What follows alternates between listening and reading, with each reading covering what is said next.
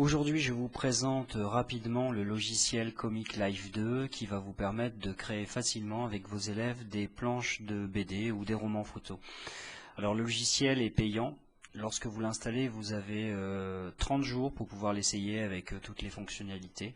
Puis au bout de 30 jours, vous pouvez continuer à l'utiliser, mais quand vous allez exporter votre travail au format PDF, par exemple, vous aurez un filigrane marqué avec le nom du logiciel. Bon, ce qui peut être quand même tolérable pour un travail scolaire. Voilà, donc lorsqu'on lance le logiciel, donc il vous propose dès le départ des différentes mises en page ou d'ouvrir directement des fichiers sur lesquels vous avez déjà travaillé. Donc pour l'exemple, je vais prendre une page blanche, je la sélectionne, puis je clique sur sélectionner. Vous pouvez faire également un double clic sur la page. Donc la page va se charger, voilà. Donc le logiciel va s'ouvrir, voilà. Alors c'est très visuel, donc tout en haut, vous avez différents outils avec des fonctions, je pense, très explicites, enregistrer, imprimer, etc.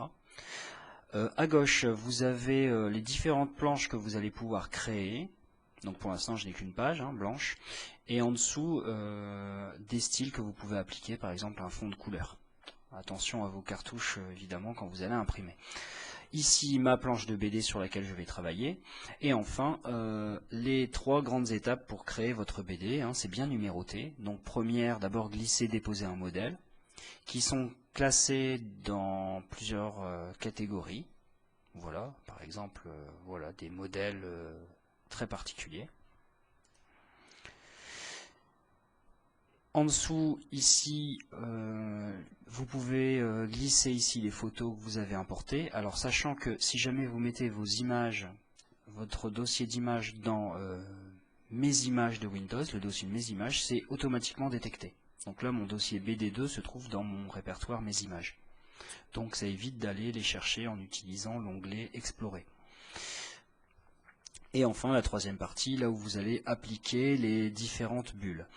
Alors, je vais prendre le premier modèle, donc je laisse mon bouton gauche enfoncé, je lâche et hop, voilà, j'ai mes différentes cases, mes différentes vignettes.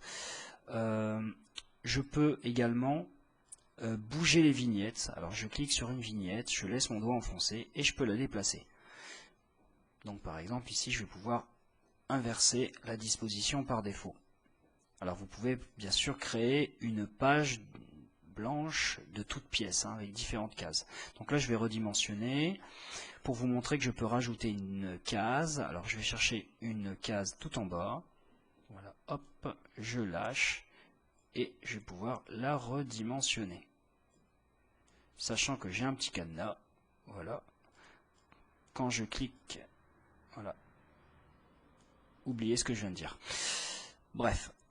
Donc maintenant, pour insérer une image, vous allez chercher votre image, vous faites un glisser-déposer dans la case qui vous intéresse. Donc par exemple celle-ci, la première, je lâche.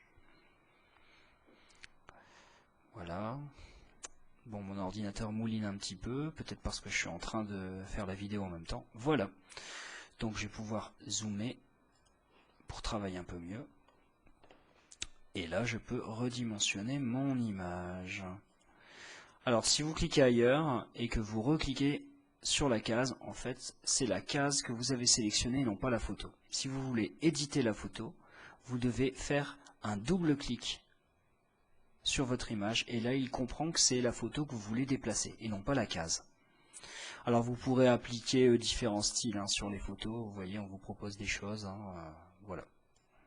Donc, c'est assez facile à utiliser. Hop, voilà. Bon. Sachant que je peux déplacer mon image dans une autre case si jamais je me suis trompé. Alors maintenant, pour insérer une bulle, je vais sélectionner une bulle de parole, je vais la placer sur ma case, toujours avec le glisser-déposer. Voilà, voilà. Voilà, ça y est. Alors, pour éditer le texte, double-clic et vous changez votre texte. Vous pouvez changer la mise en page en utilisant les outils qui sont au-dessus, là, la taille de police, etc. la couleur. Voilà, par exemple en rouge. Hop. Ensuite, lorsqu'on clique sur la bulle, on a ici ce petit outil qui permet de déplacer la bulle. Ensuite, sur la pointe, vous avez une petite boule bleue qui vous permet de déplacer la pointe. Et la petite pastille rouge permet de déformer un peu la bulle. Voilà.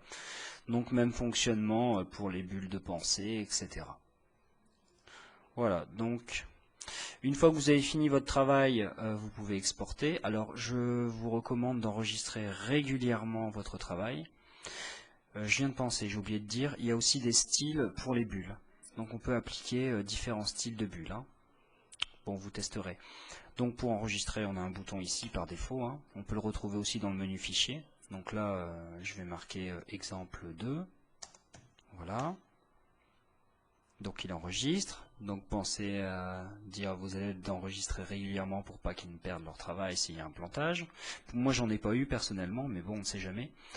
Et donc pour exporter le travail, dans Fichier, vous allez évidemment pouvoir imprimer, hein, mais vous allez pouvoir aussi l'exporter au format PDF, notamment.